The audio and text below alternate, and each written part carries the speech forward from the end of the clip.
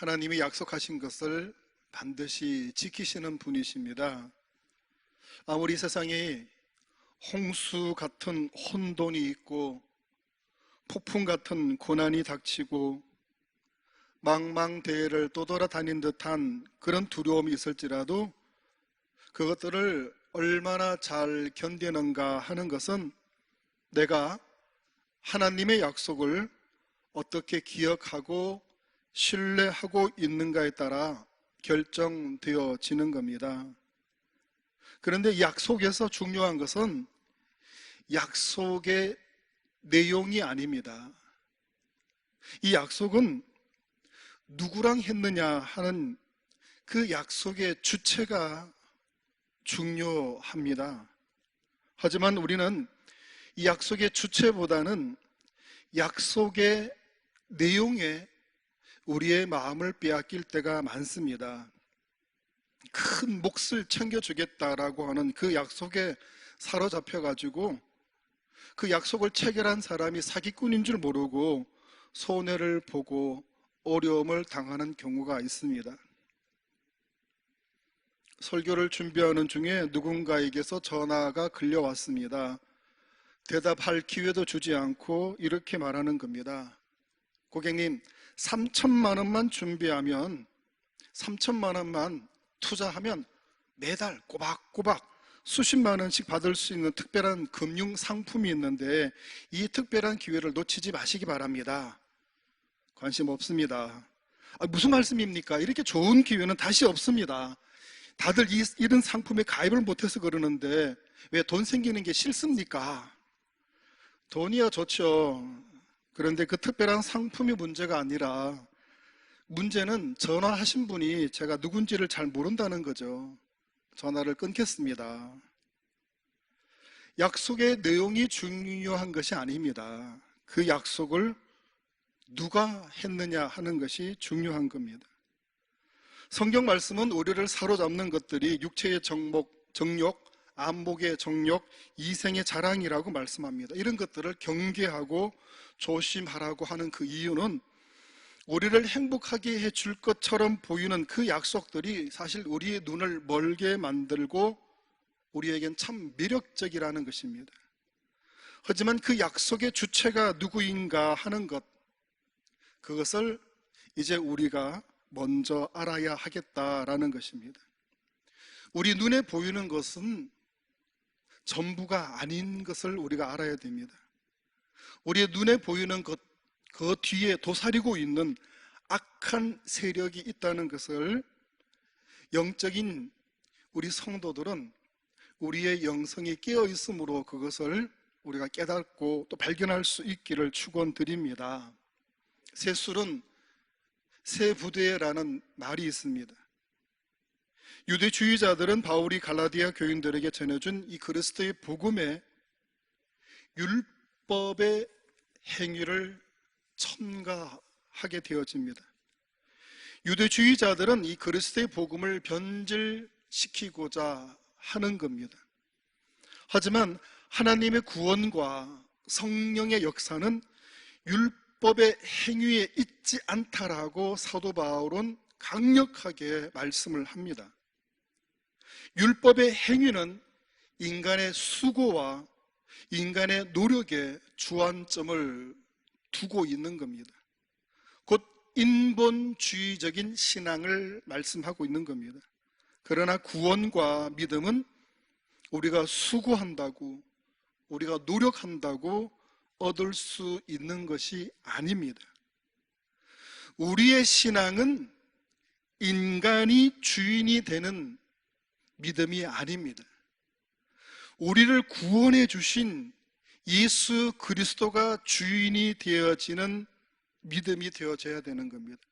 그래서 우리의 신앙은 사람의 중심이 되어지는 인본주의가 아니라 하나님이 중심이 되어지는 신본주의의 신앙이라는 것을 우리가 명심해야 됩니다. 초대교회에서 성령의 역사는 믿음을 쫓아 일어났습니다. 갈라디아 교인들은 바울을 통해 그리스도의 복음을 받아들였습니다. 그리고 바울이 전한 복음을 듣고 믿음으로 성령의 은혜를 맛보았습니다. 이것은 오직 믿음으로 인한 것이지 율법으로 인한 것이 아니라고 오늘 바울은 말씀하고 있는 겁니다. 하지만 유대주의자들은 이러한 믿음을 흔들어 놓고 맙니다. 유대주의자들의 주장은 그리스도의 복음만으로는 온전한 구원에 이를 수 없다라고 주장을 하기 시작한 겁니다. 그리고 복음에 율법의 행위를 첨가해버리고 말았습니다. 오늘 본문 3절 말씀을 우리가 읽어보면 바울이 이렇게 말씀합니다. 너희가 이같이 어리석으냐? 성령으로 시작하였다가 이제는 육체로 마치겠느냐? 유대주의자들의 거짓된 가르침에 갈라디아 교인들은 바르게 시작했다가 이제는 잘못된 길로 접어들었다는 것입니다. 바울은 그렇게 유대주의자들의 미혹을 받고 율법주의로 기울어진 갈라디아 교인들을 책망하고 있는 겁니다. 사람들이 볼 때는 눈과 귀가 정확한 것 같습니다. 자신이 보고 자신이 들어야만 그것이 맞다라고 생각을 하지만 사실 가장 부정확한 것이 우리가 보고 우리가 듣는 것입니다. 같은 자리에서 같은 말을 들어도 나와서는 다른 사람들이 다른 말을 하는 것들은 우리는 종종 듣게 되어집니다. 같은 것을 보고도 많은 사람들이 서로 다른 말을 하는 것을 우리는 보게 되어집니다. 그래서 사람들은 자신이 무엇이라도 해야 그 정성과 성의가 하늘에 상달되고 그렇게 성취를 얻는 것이 인간적인 도리라고 생각을 합니다. 구원도 그렇게 생각한다는 것입니다. 자신이 보고 자신이 듣는 바에 무엇인가 내 정성, 내 노력, 내가 드리는 그것을 드려야 구원이 완성이 되어진다라고 착각한다는 것입니다. 다분히 인간적인 방법과 사람의 정이 담겨 있는 신앙의 모습입니다. 많은 사람들이 말합니다. 안 믿는 자, 불신자들이 어떻게 예수를 믿는다고 하늘나라에 갈 수가 있느냐, 예수 믿는다고 구원을 이룰 수 있느냐라고 반문을 합니다. 무엇인가라도 정성을 쏟아야 소원 성취를 이룰 수 있는 것 아니냐, 아무것도 하지 않고 그냥 믿는다고 천국 갈 수 있다라고, 아이고 그 사람이 염치가 있어야지 아무것도 안 하고 어떻게 천국 가려고 그러느냐. 그래서 손이 발이 되도록 빌기도 하고 무릎 관절이 나갈 정도로 큰 절을 올리기도 하고 산속으로 찾아 들어가서 밤새도록 촛불을 켜놓고 불공을 드리기도 합니다. 그러나 세상에서는 사람이 해서 될 일들도 있지만은 사람이 해도 안 되는 일이 있다는 것을 알아야 됩니다. 세상적인 방법으로 해서 되는 일들이 있지만 그러나 신령한 일들은, 영적인 일들은 사람이 해도 안 되는 일입니다. 그 중에 영혼 구원은 사람들이 무엇을 한다고 해서 얻을 수 있는 것이 아니라는 사실입니다. 우리의 믿음도 마찬가지입니다. 우리가 교회를 오래 다녔다고 우리가 예배를 한 번도 빠지지 않고 참석했다고 봉사를 많이 하고 선행을 많이 한다고 믿음이 자라는 것은 아닙니다. 우리 주님의 은혜가 우리에게 임하여야 우리 믿음도 성장한다는 사실입니다. 주님의 긍휼하심과 주님의 그 자비하심이 우리에게 임할 때 우리의 믿음이 성장되어지는 겁니다.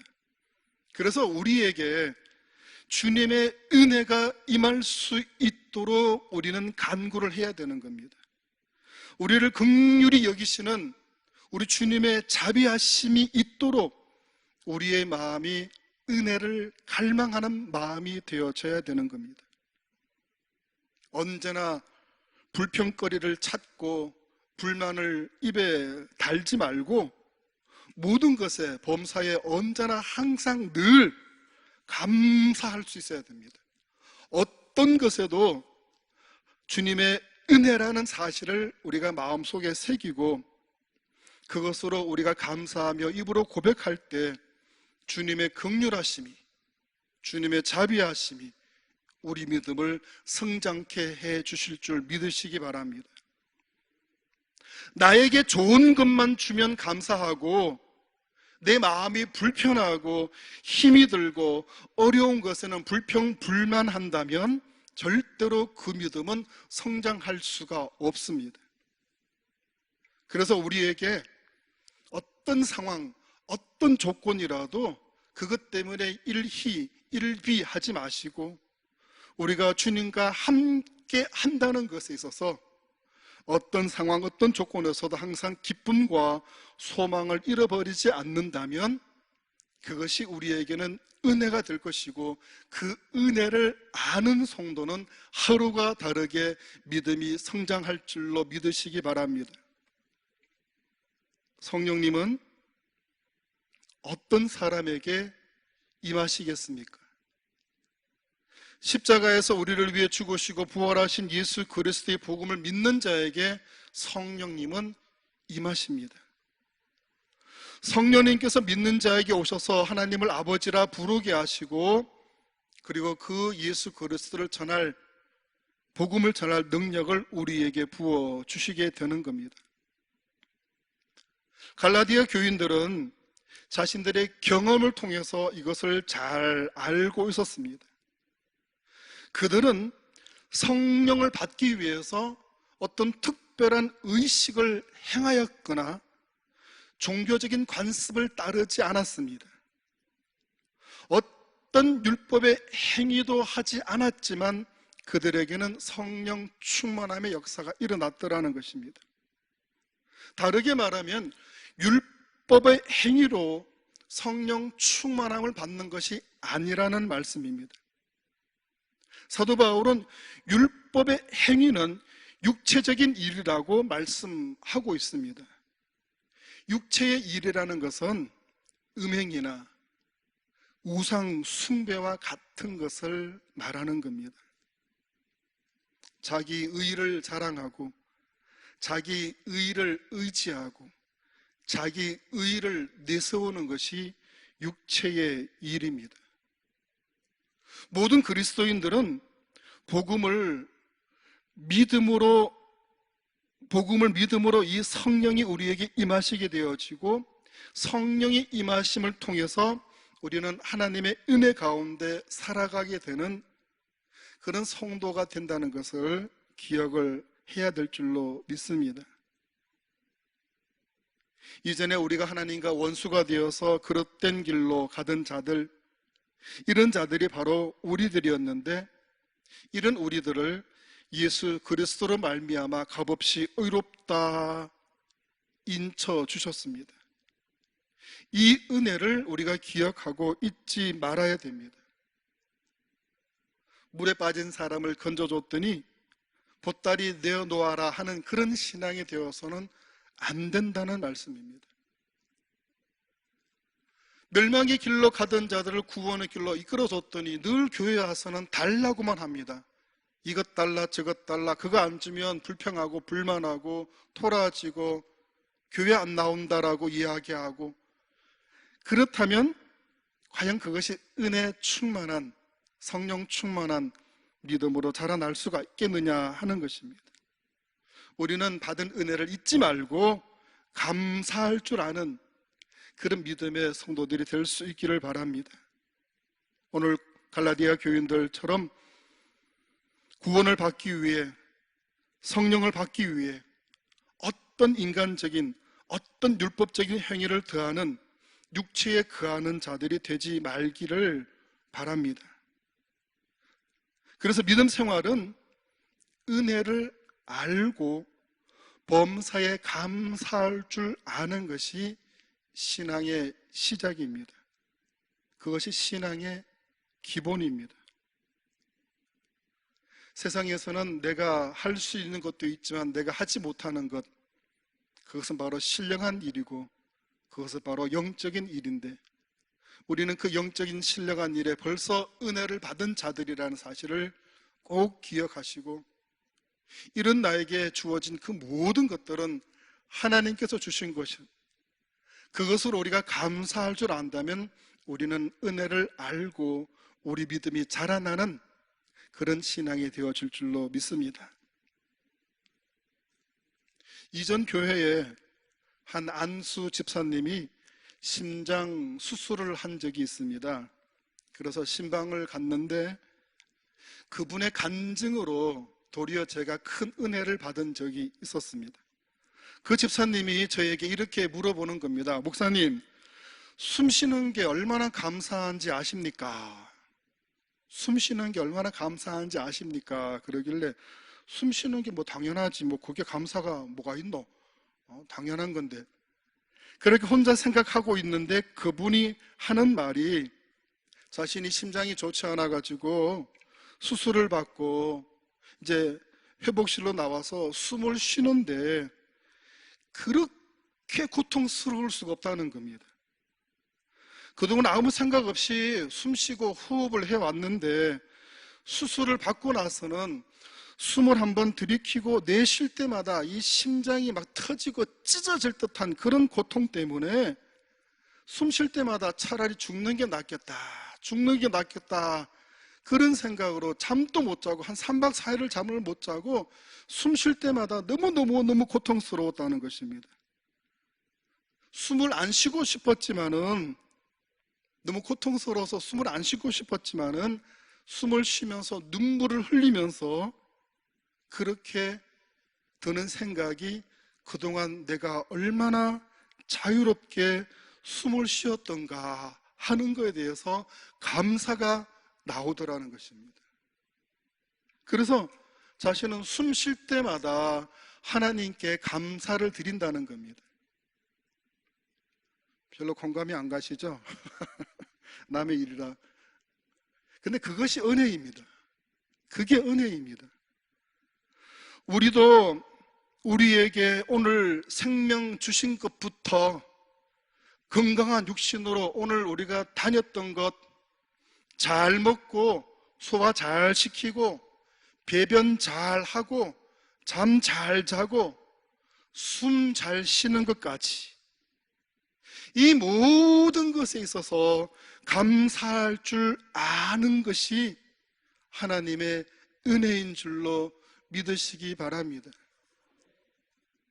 여러분, 이것보다 우리가 믿음이 더 성장되어질 수 있는 가장 좋은 방법이 어디 있겠습니까?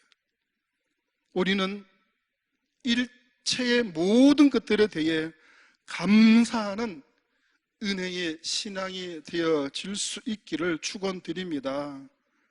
하나님께서는 우리 어떤 행위에 근거한 것이 아니라 약속에 대한 믿음으로 우리를 의롭다 하셨습니다.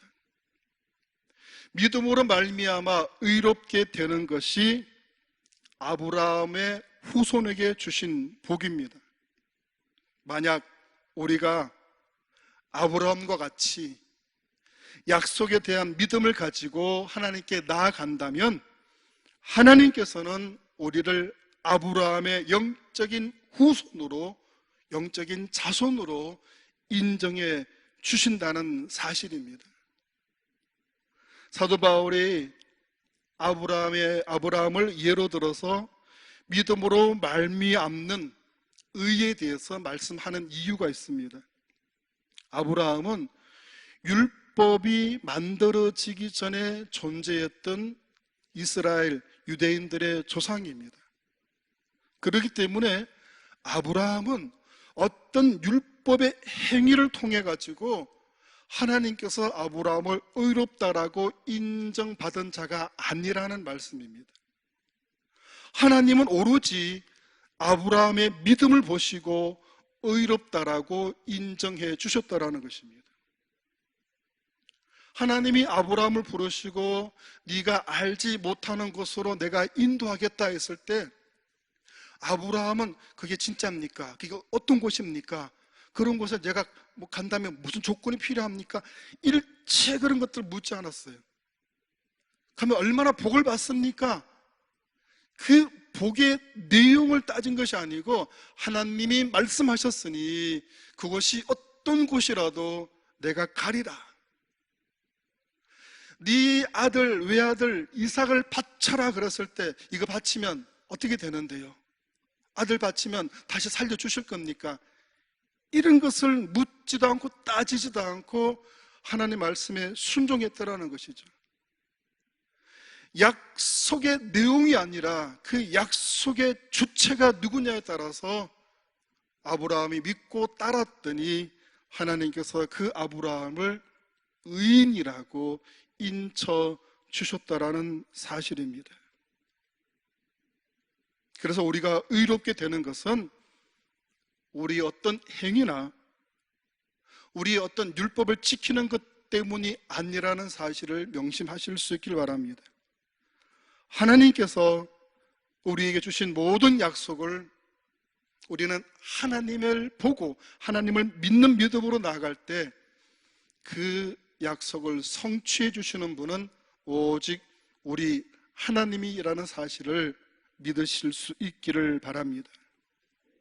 그럴 때 우리가 조심해야 될 것들이 있습니다. 우리 스스로가 의롭다 하는 그 의인의 인침을 우리는 조심해야 됩니다. 우리가 의롭다고 인쳐 주신 분은 누구이십니까? 우리 하나님이십니까? 아니면 나 자신입니까? 내가 나를 의롭다라고 말할 수 있습니까? 나를 의롭다고 말씀하신 분은 오직 우리 하나님이십니다.